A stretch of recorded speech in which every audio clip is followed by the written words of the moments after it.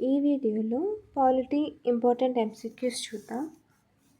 సింధులోయ నాగరికతలోని ధోలావీరా ప్రదేశంలో కింది వాటిలో అత్యంత ప్రత్యేకమైన లక్షణం ఏది? దాని నగరాలు అడ్డంగా బహుళ భాగాలుగా విభజింపబడ్డాయి. దాని నగరాలు అసమానంగా విభజించబడ్డాయి. దాని నగరాలను 3 భాగాలుగా విభజించారు. వీటిలో ఏవీ లేవు. Answer option 3. దాని నగరాలను 3 భాగాలుగా విభజించారు. భారత ఉపఖండంలో వ్యవసాయం గురించి తొలి ఆధారాలు ఇచ్చిన ప్రదేశాలు ఏవి? ప్రతాప్గఢ్, మెహర్గఢ్, క్వెట్టా, కలాట్. Answer option 2 Mehrgarh. సింధు లోయ నాగరికతకు చెందిన క్రింది ప్రదేశాల్లో ఏ ప్రదేశంలో ఆచార స్నాన సదుపాయంతో కూడిన విలక్షణమైన అగ్ని వేదికల వరుసలు కనుగొనబడ్డాయి? మొహంజదారో, హరప్ప, కాళీబంగన్, లోథాల్. Answer option 3 Kalibangan.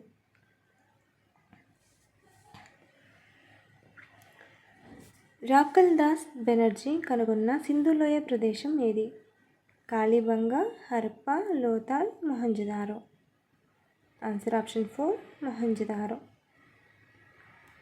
సింధులోయ నాగరికతకు చెందిన హరప్ప ప్రదేశాన్ని కనుగొన్న పురావస్తు శాస్త్రవేత్త ఎవరు?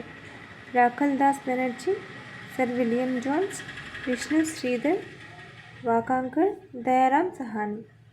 Answer option 4 Dayaram Sahni. వేద శాఖలను నేర్చుకోవడం మరియు బోధించడం కోసం పాఠశాల కోసం కింది వాటిలో ఏది ఉపయోగించబడుతుంది? శాఖ, చర్ణ, రథ, యజ్ఞం. Answer option 2 చర్ణ. ఋగ్వేద దశరాజన్ యుద్ధం అంటే 10 రాజుల యుద్ధంలో భరతులు ఏ నది ఒడ్డున విజేతలుగా నిలిచారు?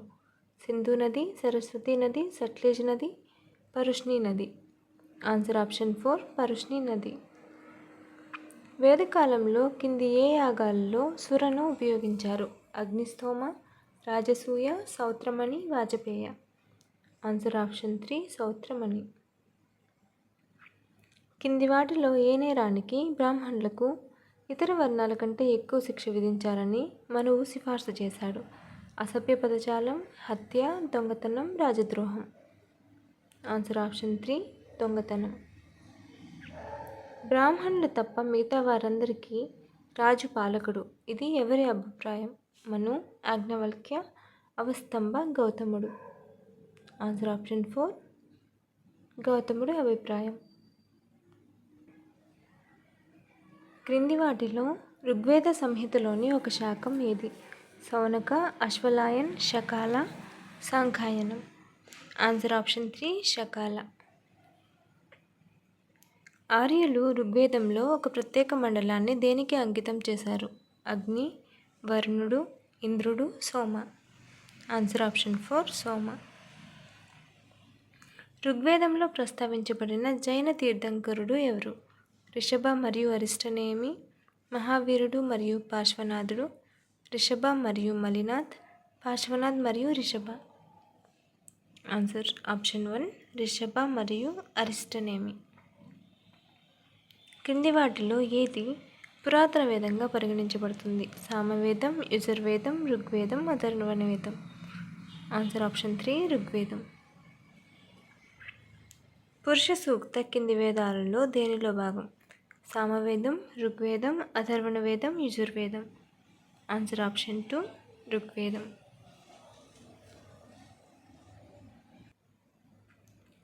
వేదకాలం తరువాత ఈ క్రింది అసెంబ్లీలలో ఏది పూర్తిగా కనుమరుగైంది? సభ, సమితి, విధాత. కింద ఇవ్వబడిన కోడ్ల నుండి సరైన ఎంపికను ఎంచుకోండి. ఆన్సర్ ఆప్షన్ 3 విధాత. వేదకాలం తర్వాత అసెంబ్లీల్లో ఏది పూర్తిగా కనుమరుగైందంటే విధాత కనుమరుగైంది. కేవలం 3.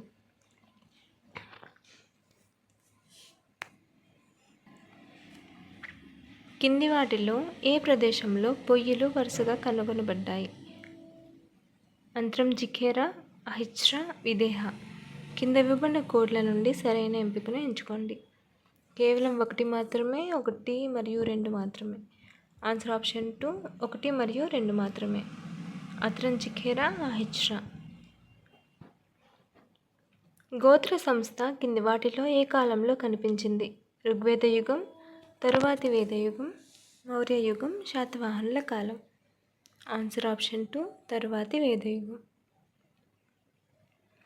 చంద్రాయనం అంటే ఏమిటి?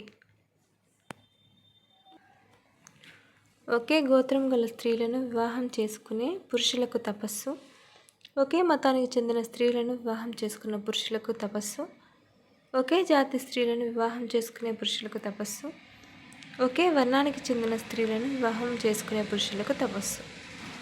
ఆన్సర్ ఆప్షన్ 1 ఒకే గోత్రం గల స్త్రీలను వివాహం చేసుకునే పురుషులకు తపస్సుని చంద్రాయనం అంటారు.